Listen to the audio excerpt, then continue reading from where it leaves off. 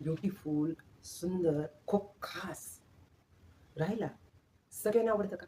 तर त्याचा आन्सर आहे हो, सगळ्यांनाच आवडतं. मग हे सुंदर, खूप भारी, ब्युटिफुल, खूप छान जर दिसायचं असेल, गॉर्जियस दिसायचं असेल, तर टेम्पररी दिसायचं आहे का परमनंट?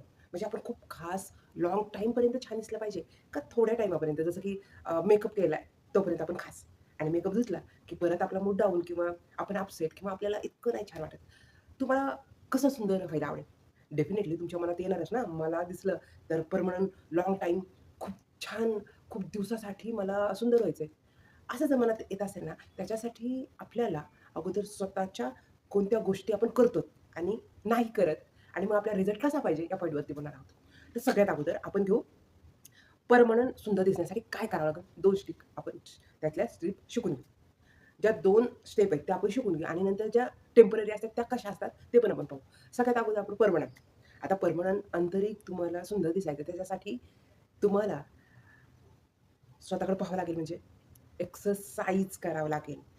पाणी पिण्याकडे लक्ष द्यावं लागेल आणि तुम्ही काय खाता, ऑइल किती खाता, फास्ट फूड किती खाता आणि सॅलड किती खाता, या पॉइंटकडे लक्ष दिलं की ऑटोमॅटिक तुमचं टॉक्सिक जे आहे ते बाहेर पडेल. एक्सरसाइजनी घामी खूप सुंदर परमनंट दिसण्यासाठी तयार होतात.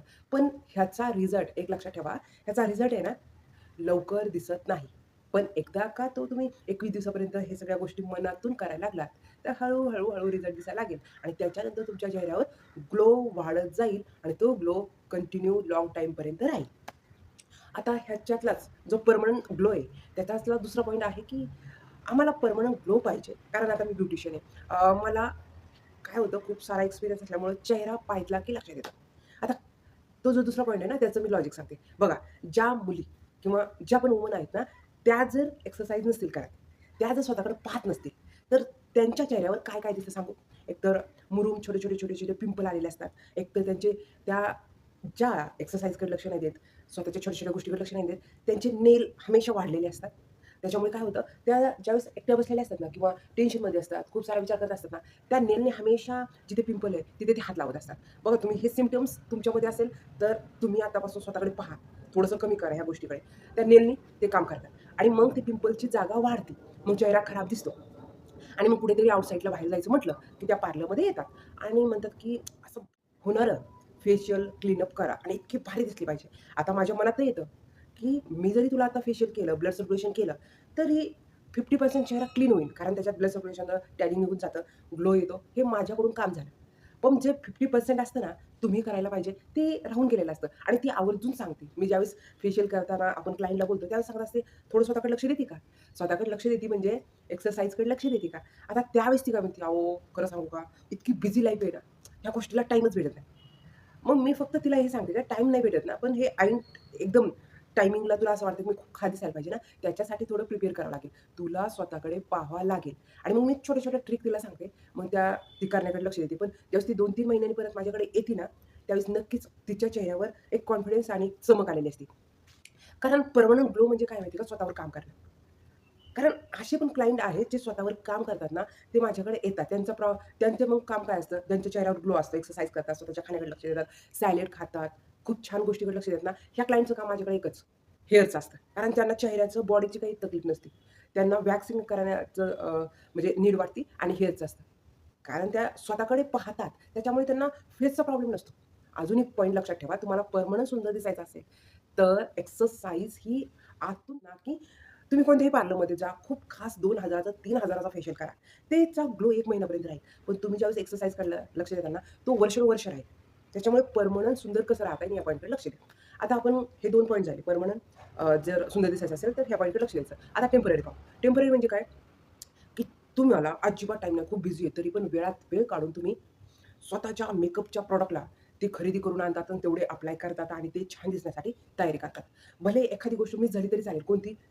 जेवायला नाही भेटलं तरी चालेल, पण ते प्रॉडक्ट आणल्याशिवाय किंवा ती गोष्ट नसेल, तर मी छान नाही दिसणार. काजळ, लिपस्टिक, लायनर ह्या सगळ्या गोष्टी पाहिजेत. पण तुम्ही त्याच्या काय म्हणतात एकदम डिपेंड नका राहू.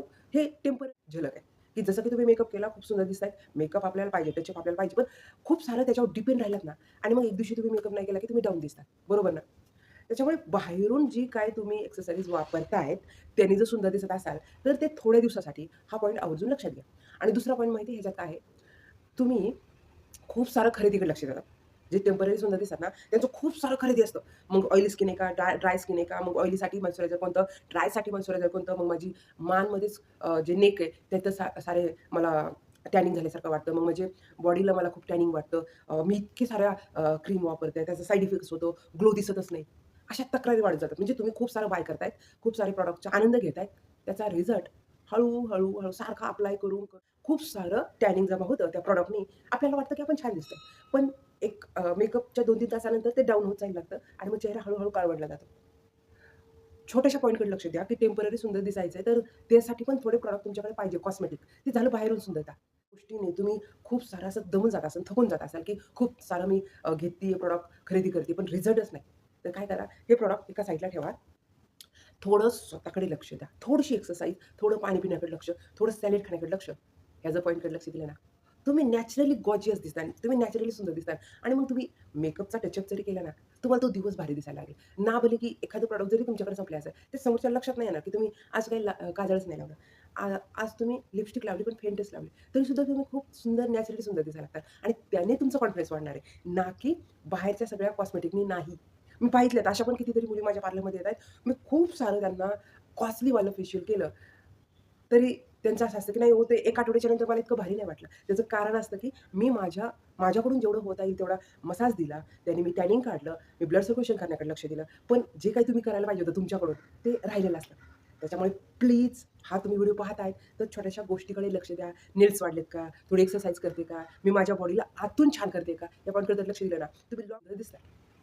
तर आजचा व्हिडिओ तुम्ही वेळात वेळ काढून पाहिला त्याच्याबद्दल खूप सारे धन्यवाद. असाच व्हिडिओ पाहत राहा आणि खूप सुंदर दिसण्याकडे लक्ष द्या. तर थँक